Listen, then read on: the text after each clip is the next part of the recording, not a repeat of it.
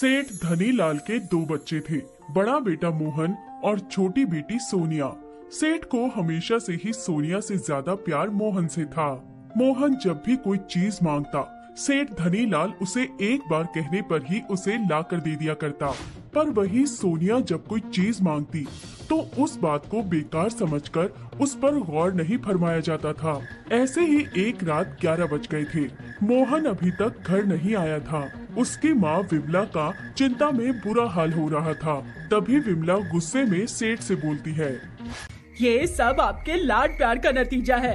देख लो, इतना वक्त हो गया है और आपका लाडला अभी तक घर नहीं आया।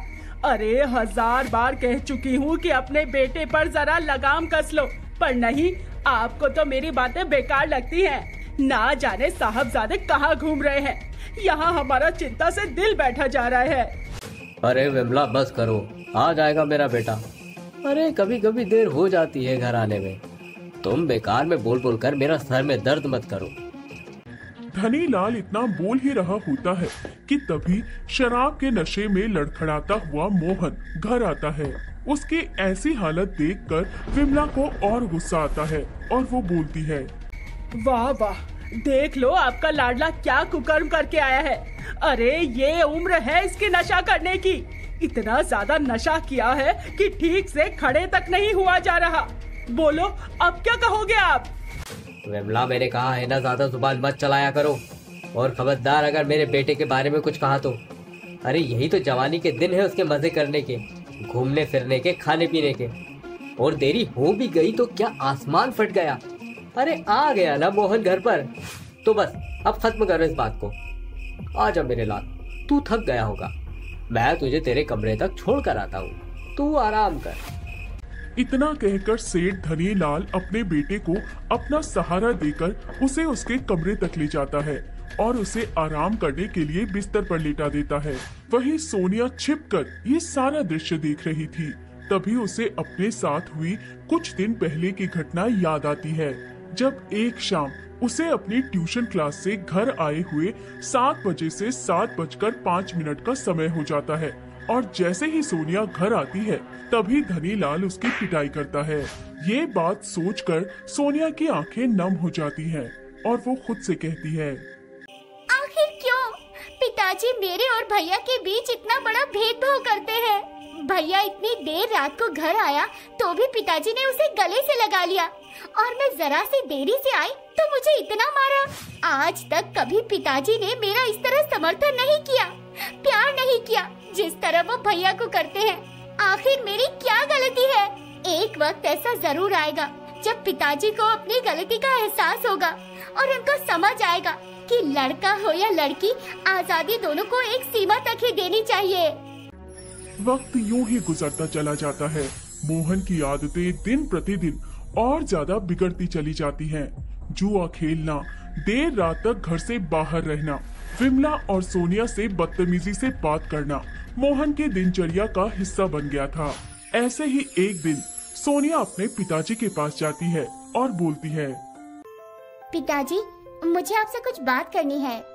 हाँ बोलो, क्या बात है? पिताजी मुझे मेरी आगे की पढ़ाई करनी है। मैं अपना एमए पूरा करना चाहती हूँ। हाँ तो पिताजी आप मुझे पैसे दे दीजिए। आज एडमिशन की लास्ट डेट है। आज नहीं हुआ तो फिर अगले साल तक इंतजार करना होगा। जा यहाँ से, मैं तुझे कोई पैसे नहीं दूंगा। पर क्यों पिताजी? आप नहीं चाहते कि मैं पढ़ लिख कर आपका और इस घर का नाम रोशन करूं? अरे लड़कियां कभी नाम रोशन नहीं करती, नाम रोशन तो लड़के करते हैं, और वो करने के लिए मेरा मोहन है। देख सोनिया, अपने ससुराल जाकर भी तुझे चूल्हा चौका ही करना है और बर्तन ही धोने हैं। तो ये पढ़ाई के नाम पर मेरे पैसे बर्बाद मत कर। आ गई बात समझ में? अपनी माँ की मदद कर और घर के कामों में उनका हाथ बटा। चल जा यहाँ से। धनीलाल इतना बोल ही रहा होता है कि तभी वहाँ पर मोहन आ जाता है और सोनिया को देखकर बोलता है, तू यहाँ क्या कर रही है सुबह सुबह? जाकर काम कर। वो भैया मैं। अरे बेटा तू इसे छोड़, तू बता तू किस लिए आया है? अरे पिताजी मुझे कुछ पैसे चाहिए, थोड़े दे दो। अरे बस इतनी सी बात? और थोड़े क्यों बेटा, जितने चाहिए उतने ले। अरे ये सब तेरे लिए ही तो है बेटा। इतना कहकर धनीलाल अपनी तिजोरी खोलता है और बिना गिने ही मोहन को खूब सारे पैसे दे देता है। मोहन पैसे लेकर वहाँ से चला जाता है। सोनिया भी रोती हुई अपने कमरे में चली जाती है। तभी वहाँ विमला आती है और कहती है, सोनिया बेटा ऐसे रो मत, अभी तेरी माँ है बेटा। माँ, पिताजी को मुझसे इतनी नफरत क्यों है? आखिर मैंने लड़की पैदा होकर कोई गुनाह किया है क्या? हमेशा हर बार पिताजी बस मेरा बेटा करते रहते हैं। कभी मुझे वो दर्जा नहीं दिया जो उन्होंने भैया को दिया। कभी भी मुझे नहीं पूछा कि मुझे क्या चाहिए। माँ, आज के समय में लड़का लड़की दोनों एक बराबर हैं। फिर भी पिताजी मुझे कैद में और भैया को आजादी में क्यों रखते हैं?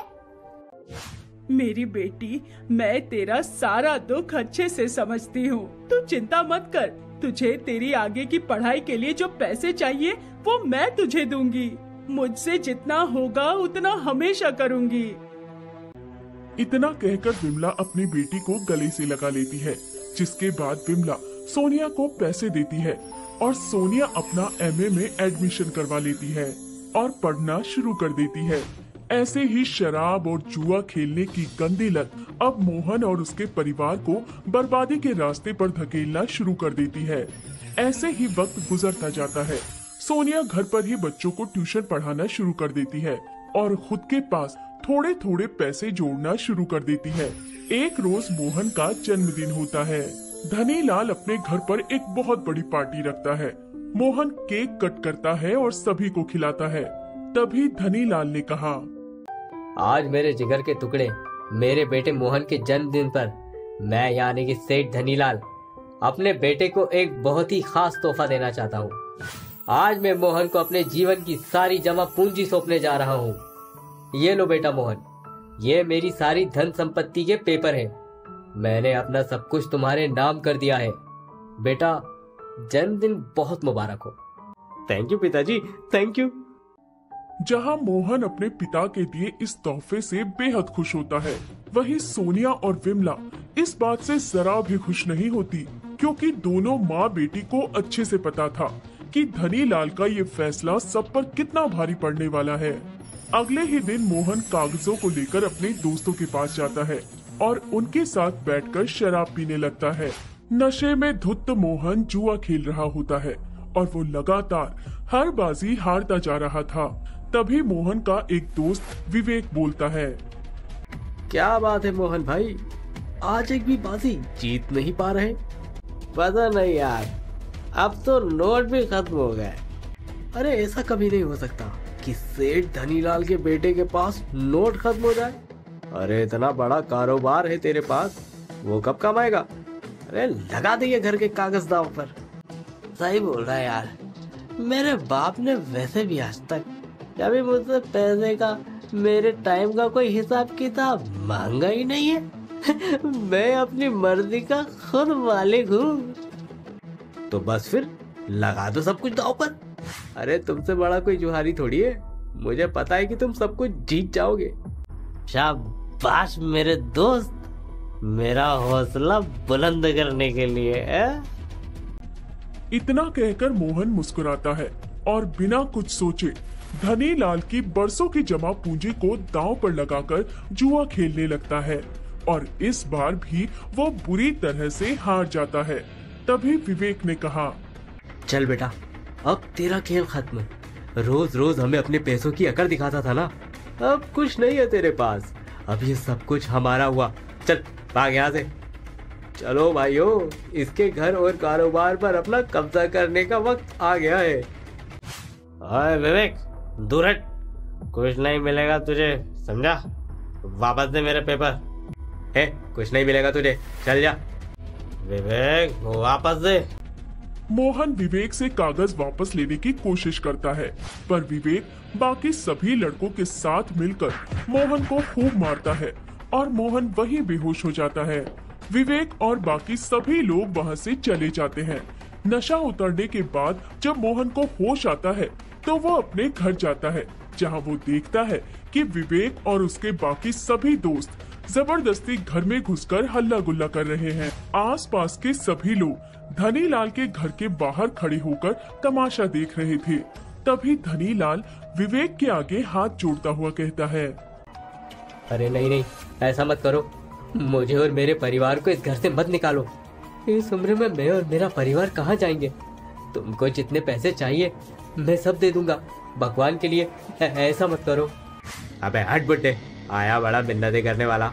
तेरा बेटा मोहन हार गया हुआ है सब कुछ। देख ये कागज, अरे सब मेरा है, अब निकल यहाँ से चल। विवेक, ये सब क्या हो रहा है?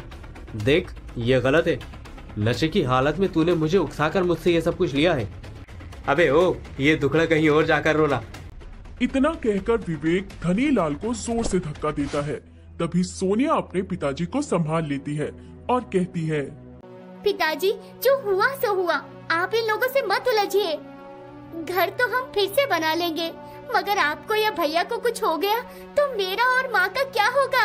आप दोनों के सिवा हमारा है ही कौन? आप चलिए मेरे साथ। इतना कहकर सोनिया अपने सभी परिवार वालों को लेकर अपनी दोस्त के पास जाती है, जहाँ विमला धनीलाल से बोलती है, देख लिया ना अपने लाड का नतीजा। 1000 बार कहा था कि लगाम लगा लो, पर नहीं माने। देख लो आज आपके बेटे ने हमें कहां से कहां लाकर बैठा दिया। अरे अभी भी अगर मन नहीं भरा तेरा तो चाकू लेकर आर पार कर दे हम सभी के पेट में। माँ संभालो खुद को। भैया से जो हुआ नशे में हुआ, ऐसे उसे बार बार दोष दे देने से दोबारा तो हासिल नहीं हो जाएगा ना। आप सब लोग थोड़ा सब्र रखिए। जब तक मैं हूँ आप लोगों को किसी बात की कोई दिक्कत नहीं आने दूंगी। पिताजी आप माँ को संभालो, मैं अभी आती हूँ। जब तक मैं ना आऊँ आप अपना ख्याल रखिएगा। इतना कहकर सोनिया वहाँ से जाने लगती है। तभी मोहन उसे रोकते हुए कहता है, सोनिया मेरी बहन, मुझे माफ कर दे। मैंने आज तक हमेशा तेरे साथ गलत ही किया। कभी तुझसे प्यार से नहीं बोला, ना ही एक भाई होने का कोई भी फर्ज मैंने निभाया। फिर भी तूने आज मुझे गलत नहीं समझा और मेरा ही पक्ष लिया। मुझे माफ कर दे बहन। भैया अब बातें बाद में कर लेंगे, अभी इस मुसीबत से बाहर निकालने का रास्ता बनाना है। आप माँ और पिताजी का ख्याल रखना, मैं आती हूँ। इतना कहकर सोनिया वहाँ से चली जाती है और शाम को वापस से अपने परिवार के पास आती है। तभी विमला ने कहा, सोनिया बेटा तू कहाँ चली गई थी? माँ मैं हम सबके रहने और खाने का इंतजाम करने के लिए गई थी। मतलब बेटा? माँ इतने वक्त से जो मैं बच्चों को ट्यूशन पढ़ा रही थी उससे मैंने पैसा जमा किया था, वो सब मैंने अपनी एक सहेली के पास जमा करके रखे थे। चलो माँ, मैंने हम सबके लिए एक घर किराए पर ले लिया है और मैंने एक जगह जॉब की भी बात कर ली। मैं नौकरी करूँगी और आपको किसी बात की कोई कमी नहीं आने दूंगी। चलो यहाँ से चलते हैं। सोनिया सभी को अपने नए घर में ले जाती है और फिर सभी के खाने का इंतजाम करती है। उसके बाद सेठ धनीलाल कहता है, बेटी मुझे माफ कर दे, मैंने कभी तुझे समझा नहीं। आज जब ये सब कुछ हुआ तो मुझे पता चला कि बेटी चाहे कितनी भी तकलीफ में क्यों ना हो, वो कभी अपने परिवार का साथ नहीं छोड़ती, हमेशा अपने परिवार की मदद करती है। एक बेटे से बढ़कर परिवार का सहारा बनती है। मैंने कभी तेरे पढ़ने, तेरे सपने में रुचि नहीं दिखाई बेटा, मुझे माफ कर दे। काश कि जितना मैंने मोहन को आजादी दी उतनी मैं तुझे दे देता तो आज वक्त कुछ और ही होता। पिताजी आप माफी मत मांगिए, आपको अपनी गलती का एहसास हो गया, मेरे लिए बस यही काफी है। मुझे किसी से कोई शिकायत नहीं है। आप सब मेरे अपने हो, मेरा परिवार हो। आपके लिए तो मैं कुछ भी करने से कभी पीछे नहीं हटूंगी। सोनिया के समझाने के बाद और मोहन के पछतावे को देखते हुए सेठ धनीलाल मोहन को माफ कर देते हैं।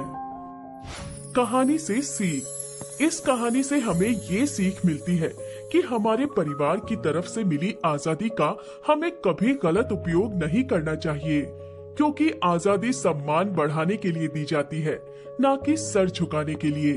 धन्यवाद।